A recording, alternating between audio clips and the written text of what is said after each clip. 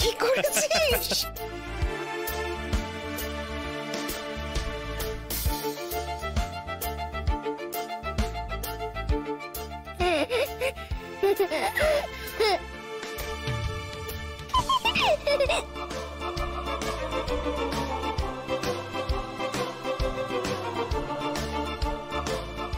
এই বলো তো বড় বৌদি, ওকে আন্দামানে সর্দারের মতন দেখতে লাগছে কিনা?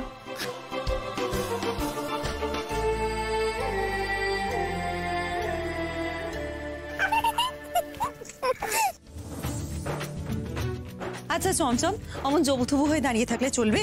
হাত পা নাড়া।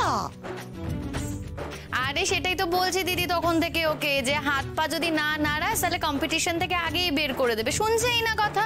সত্যি? ও চমচম বাবু, কি হলোটা কি? চমচম দেখ দেখ, ঠিক এইভাবে হাঁটতে হবে। হ্যাঁ দেখ।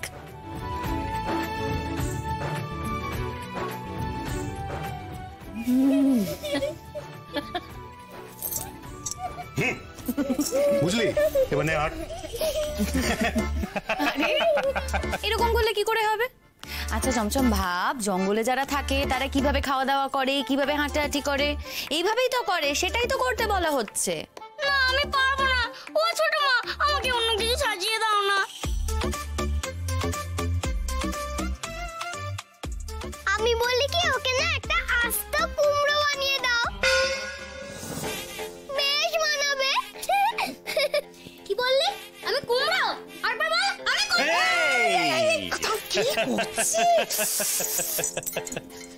কি হচ্ছে কি হচ্ছে এইসব চমচম? ও আমাকে কুমড়ো বললো কেন?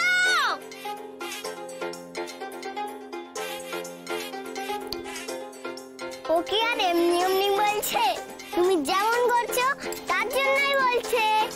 তুই আমাকে বলছিস?